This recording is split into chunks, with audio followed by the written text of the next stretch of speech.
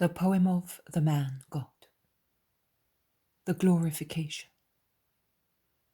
Chapter 618. Jesus appears to Johanna of Chuza. 4th of April, 1945.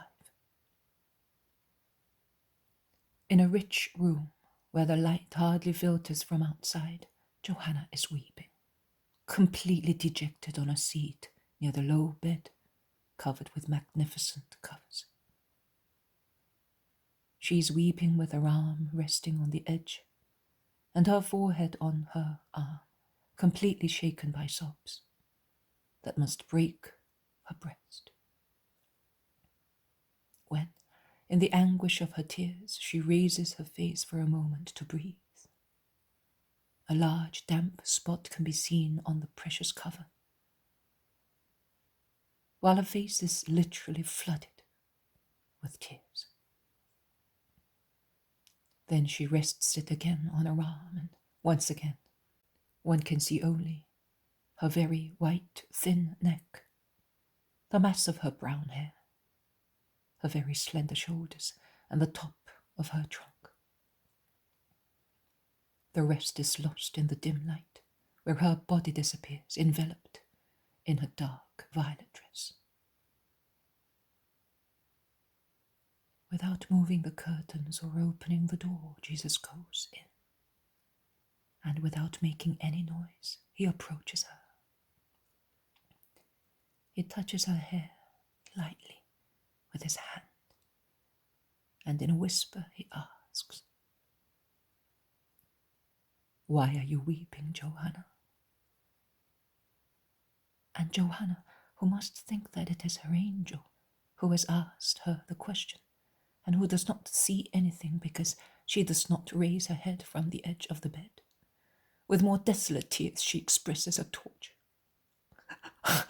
"Because I do not even have the sepulchre of the Lord anymore. To go and shed my tears there and not be alone." "But he has risen. Are you not happy?" "Oh, yes, but all the women have seen him with the exception of Martha and me. And Martha will certainly see him at Bethany, because their house is a friendly one. Mine is no longer a friendly house. I have lost everything with his passion, both my master and my husband, and his soul, because he does not believe. He does not believe. And he derides me, and he orders me not to venerate even the memory of my Saviour, in order not to ruin him. Human interests are more important for him.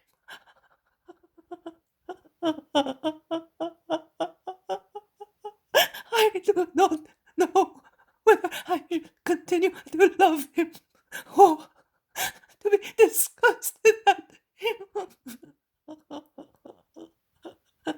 I do not know whether I should obey him, being his wife, or disobey him as my soul would like to do, because of the greater nuptial tie of the Spirit with the Christ, to whom I will remain faithful. I should like to know. And who will advise me if poor Johanna can no longer reach him?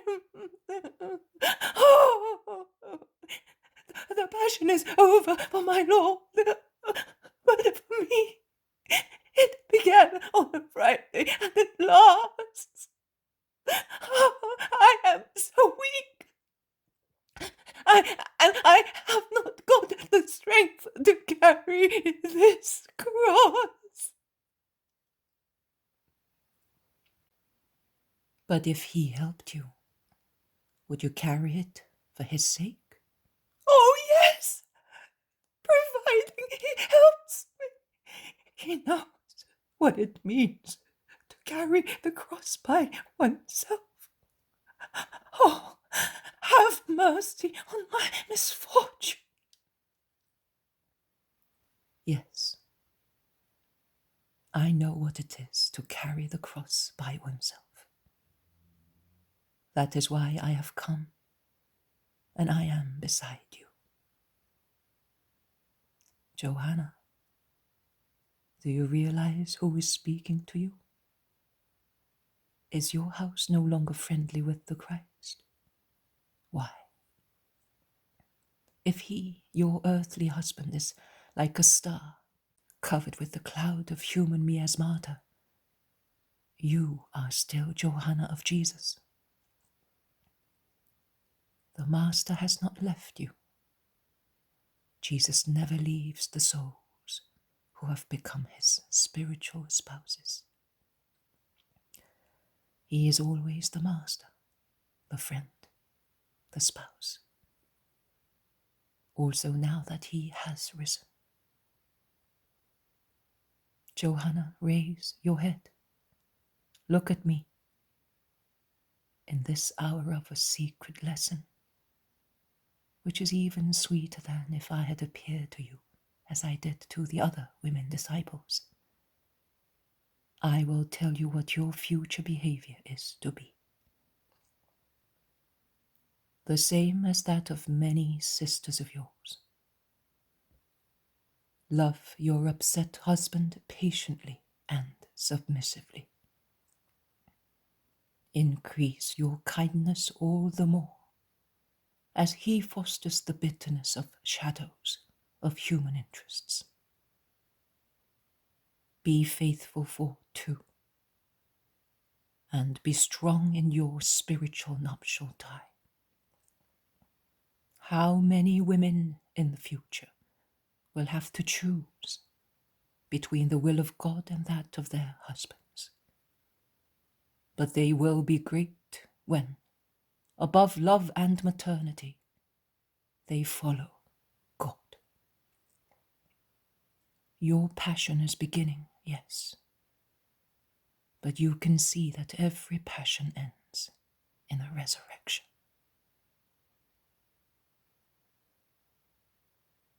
Johanna has been raising her head little by little. Her sobbing had become less frequent.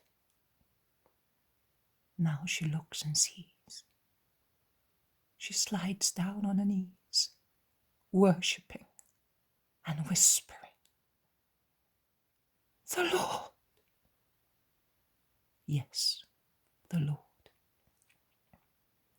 You can see that I have not dealt with any of the women disciples as I have done with you. But I see peculiar needs, and I arrange in gradations the assistance to be given to souls that expect help from me. Climb your Calvary of a wife with the help of my caress, and with that of your innocent child.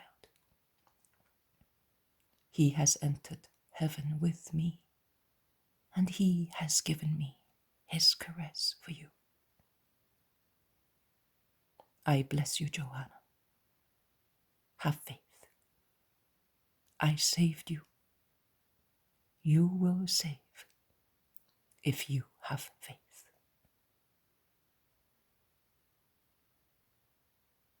Johanna now smiles, and she dares to ask,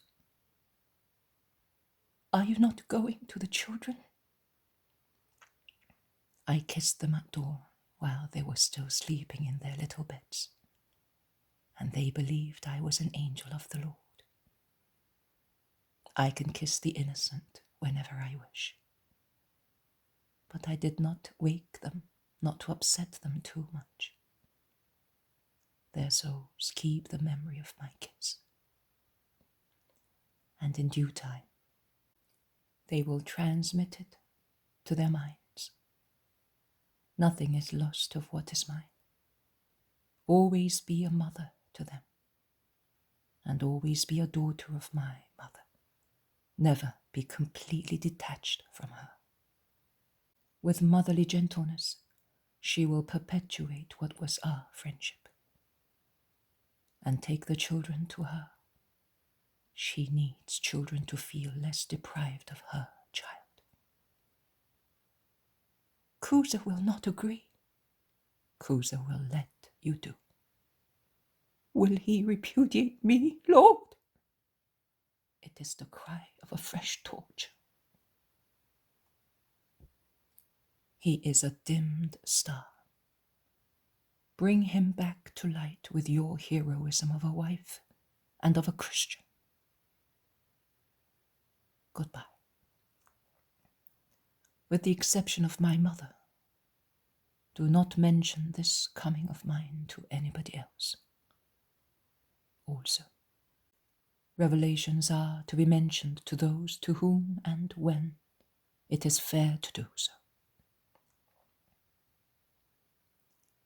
Jesus smiles at her, shining brightly, and he disappears in his refulgence.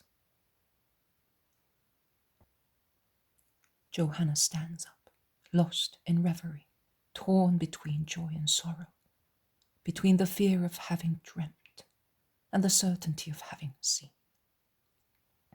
But the feelings reassure her. She goes to the little ones who are playing quietly on the upper terrace and kisses them. Are you not weeping any more, Mummy? Asks Mary shyly. No longer the poor, wretched little girl, but the delicate, gentle girl, well-dressed and with tidy hair. And Matthias, swarthy and lean, with the exuberance of a nice little boy, says, Tell me who makes you weep, and I will punish him. Johanna embraces them together and presses them to her heart, and says, speaking over the brown-haired head of Mary and over the dark hair of Matthias, I am not weeping any more. Jesus has risen and he blesses us. Oh, so does he not bleed any more? Does he not suffer any longer? Asks Mary. Silly girl, you should rather say he is no longer dead. Then he is happy now, because it must be awful to be dead, says Matthias. So is there no reason to weep any more, Mummy? Asks Mary again. No, not for you, innocent children. Rejoice with the angels. The angels! Last night, I don't know what watch it was, I felt being caressed and I woke up saying, Mummy, but I was not calling you. I was calling my dead mother. Because that caress was lighter and gentler than yours, and I opened my eyes for a moment, but I saw only a bright light, and I said, My angel has kissed me to console me for my deep grief over the death of my Lord, says Mary. I too, but I was very sleepy, and I said, Is it you? I was thinking of my guardian angel, and I wanted to say to him, Go and kiss Jesus and Johanna, so that they may no longer be afraid. But I did not succeed. I fell asleep again, and I began to dream, and I seemed to be in heaven with you and Mary. Then there was that earthquake, and I woke up and was frightened. But Esther said to me, Don't be afraid, it is already all over, and I fell asleep again. Johanna kisses them again, and then she leaves them to their peaceful games, and she goes to the house of the supper. She asks after Mary. She goes into her room. She closes the door and says her great word. I have seen him, I tell you, I am comforted and happy. Love me, because he said that I must be united to you. The mother replies, I have already told you on the day of the Sabbath that I love you. Yesterday, because it was yesterday. And that day of weeping and darkness seemed so far from this day of light and smiles. Yes, now I remember that you had already said what he has now repeated to me.